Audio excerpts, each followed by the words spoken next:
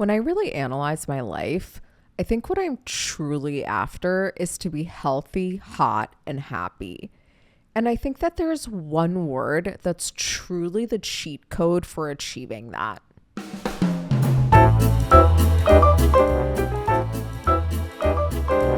Now, before I get into what the word actually is, I want to kind of talk about what I mean when I say hot, healthy, and happy. Because different people mean different things. I'm not saying these are like the dictionary definitions of these words. It's just what I mean when I say them. So when I say hot, I think that there's kind of three elements to hot, and that's skin, body, and what I called the toppings, because I think those two are the base and the rest is the topping. And specifically with skin, I strive to have clear skin that's blemish free, that's kind of even in tone and texture, etc. I strive to have skin that's really plump and juicy, so not a lot of visible lines and just like sagginess and whatever. I strive to have skin that's naturally glowy without having to put on makeup, just like very radiant, shiny. Yeah, radiant and shiny are the words that come up for glowy.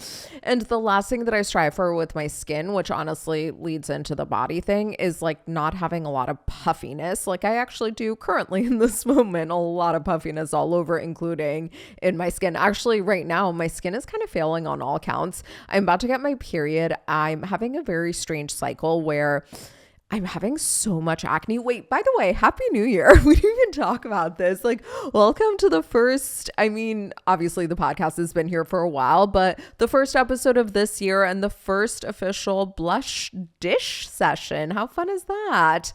Okay, so back to this. Yeah, I am about to get my period. It must be a weird cycle for me hormonally because my skin wants to break out a lot. Now, because I do so much skincare, it's having a hard time truly breaking out. Like it's kind of getting nipped in the bud, but I have like little red dots all over my face. I have sunscreen on right now, so it might not be super visible because my sunscreen has a bit of a tint and shimmer to it, not like as much as foundation, but enough to kind of cover it up. So it might not be super visible right now, but my skin is like not doing so good.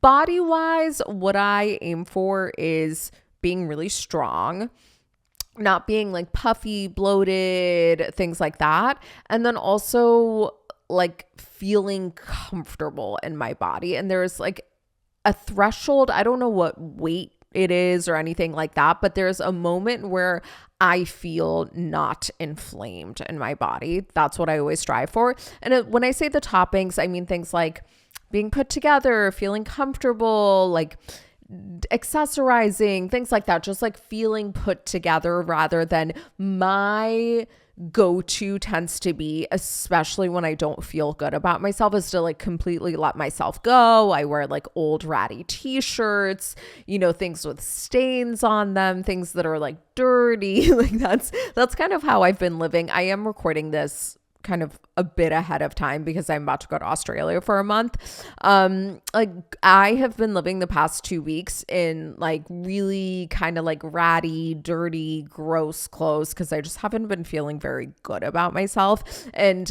I haven't wanted to put in that effort, but like that's not hot, Now, when I say happy, I really don't mean like being happy all the time, but more so like being bubbly, being confident, being pleasant to be around, being fun to be around. And when I say confident, by the way, that's also a term that I think people like use differently. I know Mel Robbins has like a little definition of confidence. I don't know if hers is like necessarily accurate or if it's just what she made up. Who knows? Who cares? What I mean when I say confident is secure and self-assured and self-validated. That's what I mean by that. I mean like if someone doesn't text you for a few hours, like I'm currently not very confident. So one of my best friends hasn't texted me in like a day and I'm like, oh, she hates me. Fuck her. I'm never going to talk to her again. Instead of just like sitting and be like, maybe she's busy. Maybe she's with her family. Maybe she's doing things. Maybe her phone broke, like you haven't even texted her. What is it that you need from her, like not going through those spirals, like not like I'm currently in this era, like I said, where I'm not very confident. I need so much reassurance from Ozzy constantly that I'm like doing well in life. Like that's unreasonable. Like I should be giving myself that validation. I should be secure enough and I should just like feel good enough about myself to be able to go for the things that I want, which I also lump under happiness. I like when I'm happy, my life looks a lot more like the way I want my life to look. And because like being happy allows me to pursue the things that mean a lot to me, whether that be like socializing, having friends, having community, or whether that's my job. Like I'm far more productive, I'm far more creative, and I'm far more prolific when I'm happy. Like I'm excited to show up and do things. And I found that to always be the case even before I did this, even when I just had like a regular office job. So that's what I mean by hot, and that's what I mean by happy. Now moving on to healthy. Again, this is not how other people define the word. It's just truly like when I like say I do like health or wellness content or whatever, ultimately my goals with being healthy isn't to like live to 100 and whatever 80, like I just heard Dave Asper say on a podcast. My goal isn't, I don't know, to like have these, like some people like brag about their biological age being so much younger. I don't give a modicum of a fuck. Well, I kind of care, but I only care as a measure of like, okay, are the things that I'm doing working? You know what I mean? But it's not about any of that stuff. When I say healthy, I mean the ability to be hot and happy. Like to me, being healthy is like the foundation for everything else that matters. Like a good analogy I think would be healthy is the seed, hot and happy are like the branches and the leaves and the flowers and the fruit of the tree. Like no one really cares about the seed. You have to have the seed in order to have the other things, but it's not like the seed is the end goal. The fruits and the flower and maybe the leaves and the branches and stuff like that are the end goal. That's why you plant a fucking tree. It's not so you have this like beautiful seed. And I think the same thing here. Like I don't do all of my wellness things just so I can like check a box and be like, look at me, I'm so healthy. I do it so that I can be hot and I can be happy. Like that's what matters to me. Maybe that's wrong, I don't know, but I think it's good. Anyway, so let's move on to the one word. Now, I actually realized this when I was in San Francisco a few months ago. I think I talked about on the November Blush Kitchen episode, I believe that was it. I talked about how I became really transfixed by Japanese culture while I was out there. And there are certain kind of like principles and philosophies from Japanese culture that I know about, mainly because I've seen dumb like memes about it on Instagram years ago. Like one that I think we all know about now is Ikigai, which is like the reason for being. It's like your purpose on this planet. If you're not familiar with that, actually let me know. I'm happy to do a full episode on it. You know, what's less problematic than someone who's not from a certain culture taking a concept from that culture and doing an entire episode on it like they're some kind of fucking expert. And I'd heard of other things. Like I know there's this thing in Japanese ceramics where if it breaks, then you put it back together with a little gold and you don't try to hide the crack. And the concept is that like the crack makes it stronger or whatever. Like I knew about these like little concepts from Japanese culture, but while I was there and I became so transfixed by Japanese culture, I asked ChatGPT, I was like, oh, what are some concepts from Japanese culture? Like philosophies, whatever. And as I was reading through them, one really jumped out at me. It's M-A was how it was transcribed. So I assume it's pronounced ma, but what the fuck do I know? It means the power of space. And this is how ChatGPT defined it for me.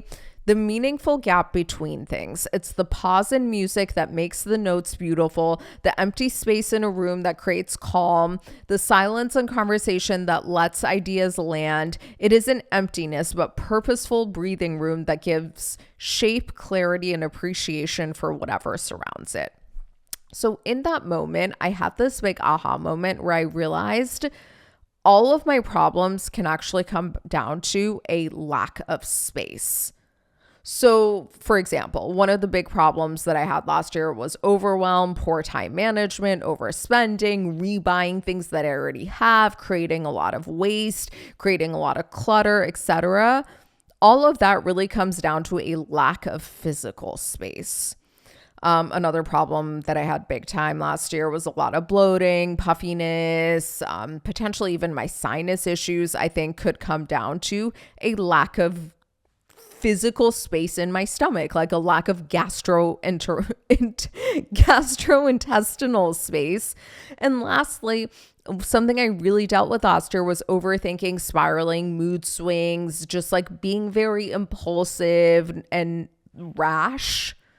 And that I think actually comes down to a lack of auditory space, like just an inability to deal with empty space truly is the root to all of my problems. And all of that led to me not taking up space.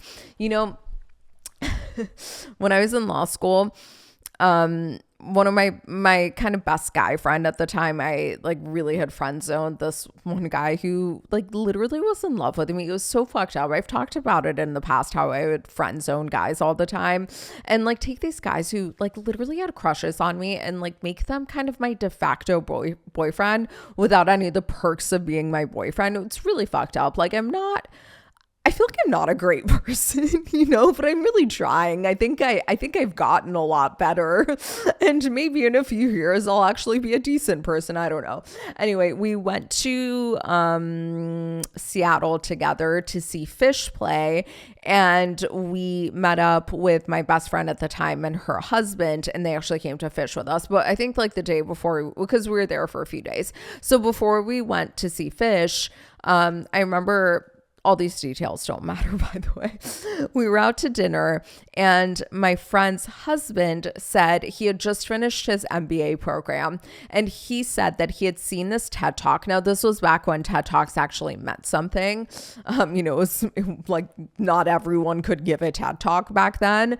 But he saw this TED Talk about how you should do the Superman pose for confidence, which is, I think you like kind of X out your arms and your legs. It's like a way to take up as much space as possible. And so he said he did it. He would go in the bathroom when he was doing his interviews in business school for jobs. He would go in the bathroom right before the interview and just stand in the Superman pose for like a minute and then go in. And he said that it made him so much more confident. And now this is all very metaphorical and dare I say poetic a little bit. But I think that by having such an extreme lack of space in every area of my life, it made it so that I physically could not take up space and I just started shrinking. Like I didn't want to do anything. I didn't want to be seen. I didn't want to be on camera. I didn't want to socialize. I didn't want to do any of the things that actually mattered to me. And it's because instead of having the space for those things that matter to me, I filled all those spaces by overeating, by over consuming, by over shopping, by just like cramming things in. You know, when I moved to New York in the end of 2018, I brought one big suitcase, one carry-on size suitcase, a few of my plants and Samantha's stuff, and that's it. That's all the stuff I had. I didn't even have boxes, okay? Somehow over the course of the past just over 6 years, or like just over 7 years, I should say, 7 years and like 2 months, I have accumulated so much shit that the drawers in like anything, my coffee table, the TV stand, well, not so much my dresser anymore because I did do a big decluttering project on that last year. Like drawers are overstuffed. Everything is overstuffed. Like I've accumulated so much physical crap, 90% of which I never even fucking touch. Okay. Like that's how out of hand it's gotten. I in the latter half of last year would eat to the point where I'd feel physically ill. Like if there was even a modicum of space, I would fill it.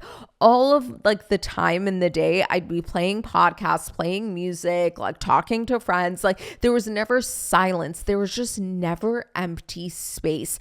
And what I'm really yearning and craving for so much this year is more space.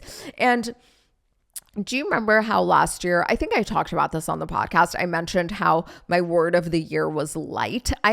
So my word of the year this year, I would say is space, but I think that they're completely connected because you need space for light to come in. Like if everything, like think if you have a window that has no empty space in front of it, there's just like shit covering the window, light isn't going to get in. But when you have space, then light comes in. Without space, there's no light. I don't think vice versa works. Anyway, so all of that to say, these are the things that I want to do differently this year. I'm not going to go very deep into any of them because of the new format of the show. You know, I'm trying to be a lot more respectful of your time, but let me know if there are any of these that you want more details on, and I'm happy to do its own episode on the subject. So number one is I want to create physical space. So for that, I really want to get rid of like 75% of my possessions. I want to keep my counters and surfaces largely clear other than intentionally placed design elements, right? Like for example, my kitchen counter has a big fruit bowl on it. That's not clutter. That's like aesthetically pleasing, or like putting a vase with some flowers on it. Again, aesthetically pleasing. But what I don't want is like a billion things covering it. Like it can be a few select items. Like when my counters are clear, I think so much better. I breathe better. And you know what's funny? Actually, Ozzy's friend and I were having a conversation the other day. He's a professional videographer. And I was talking about this clutter stuff to him. And he's like, oh yeah, when you get rid of some of your stuff, you're going to see your creativity flow in a way that you haven't seen before because there's space for it to come. And I think he's so right. And I also really want to stay on top of cleaning. But yeah, like I want my drawers, everything inside of drawers to be really organized and not overstuffed. Like everything has to have room to breathe. The second thing I really want to do differently this year is to aim to be 80% full. And this is actually another Japanese principle that I would argue has a lot of intersection with Ma. This Japanese principle is called Hara Hachibu, and it means to eat until you're 80% full. There is some evidence to suggest that people who practice Hara Hachibu live longer, have better metabolic and cardiovascular health, are happier, fitter, more productive, have better skin. All that being said, though, I didn't personally come across any like double-blind controlled studies on this. Maybe they exist, but you know, I'm not like trained in searching PubMed, so I don't like really know what I'm doing. Everything I came across is more of like observational studies where there's correlation, which obviously we know isn't causation. And I'm not saying that like having no clutter automatically means that you're going to live longer. That would be a crazy assertion. But I do think the type of person who doesn't have a lot of clutter in their space is also the type of person who's going to do a lot of other things that coincide with their health. Now, when people say like, oh, aim to be 80% full or whatever, that's something that I find very, very hard to implement. So I really did a lot of research and a lot of thinking, and I tried to come up with really concrete ways that I can implement this year. And here's what I came up with that I'm going to really try to practice. Number one is eat slowly. So take small bites. I'm not going to overfill my mouth, and I'm going to chew each bite at least 15 times. Now, for a small bite, that's a lot of chewing. If it's like a massive, I was like testing this out earlier. If it's a massive mouthful of food, then 15 times really is not that much, you know what I mean? But it goes hand in hand with taking smaller bites. The other thing I really want to do is put my fork or chopsticks or spoon or whatever the fuck I'm using to eat with down in between each bite. So literally what I would like to do is pick up spork at this point. Spork. Take a small bite, put it in my mouth, put spork down. You know what? I think we need Blush branded sporks now. Put spork down. Chew minimum 15 times, swallow, then pick up spork and do it all over again. But that's only the tip of the iceberg. The other thing that I want to implement that I think will make it easier to eat till I'm 80% full is use a smaller plate than I usually use and serve myself 3/4 of the amount I would usually serve myself. And then once I'm finished with that amount, wait 15 minutes. And if I'm genuinely still hungry, like to the point where I'm like, no, all I can think about is food, like I really need to eat more, then go serve myself a bit more. And the last kind of tip I found that I really, really want to try out for aiming to be 80% full is to stop eating when food stops tasting super good and becomes just like, oh, this is pleasant. Now, this only really works if your food is good, you know what I mean? If you're eating something that tasted mediocre to begin with, then it's going to be a harder one to gauge. But I still think it works if you started eating when you were actually really hungry. You know, I majored in economics when I went to the college, when I went to college, you know, back in the 1500s, like back in like the turn of the century, back when I used to ride my horse and buggy to school. I studied economics, and in economics there's this concept called diminishing marginal returns. So if you've taken any economics, I'm sure you know what I'm talking about, although I think it's something that a lot of people struggle to understand. So I'll actually explain what it means like from the get-go. So returns are the benefit that you're getting, the pleasure, let's say, that you're getting from something. Marginal returns are the difference between the amount of returns that you're getting in each go. So let's talk about a pizza, right? Let's say you're really, really hungry and you buy a whole pizza. The amount of pleasure that you get from eating slice one is the returns that you're getting from slice one. The amount of pleasure that you get from eating slice two is the returns that you're getting from slice two. The marginal returns for slice two are the difference between the pleasure that you got from slice one and the pleasure that you got from slice two. Now, in economics, which is a little bit imperfect, your total returns are always going to go up. So no matter how much pizza you eat, you're always going to be a little bit better off from eating more and more and more pizza. Obviously, we know that to not be entirely true because you do hit a point, like let's say, okay, you finish one whole pizza. I would imagine by pizza 2, you're actually starting to get like physically uncomfortable if you keep going. But let's just say your returns keep going up. Your marginal returns are always going to go down. The amount of pleasure that you get from slice 2 is more than just slice 1 because you got more pizza. But let's say you get like 10 units of pleasure from slice 1. You're not going to get 10 more units from slice 2. You're going to get like 8 units of pleasure from slice 2. This is such a stupid example. I don't know if anyone's even following it anymore. So your marginal returns for slice 2 are 2. But then for slice 3, let's say you're getting 6 units of pleasure. Or no, you're getting 5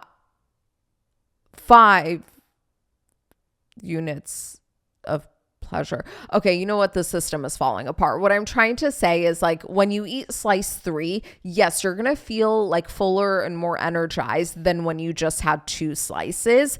But the amount that you're like, the difference in pleasure is consistently going down. And I think everyone knows what I mean. Okay. Like when you're really fucking hungry, that first bite of food is like the best thing you've ever had. Bite 4 is like still good, but it's not nearly as good as bite 1. And then eventually, if you get to bite like 4,882, it's just dog shit, you know? You see what I'm saying? So you want to stop eating when the food stops being like really good. And it's just kind of like, yeah, it is what it is. Or another way to think of it that I think actually might be a lot more concrete for most people and doesn't involve this stupid economics example that I clearly didn't think through and probably should have never fucking brought up. Stop eating. This is what I'm going to do. I'm not going to tell you to do anything. Also, if you have any sort of history of disordered eating, maybe not for you.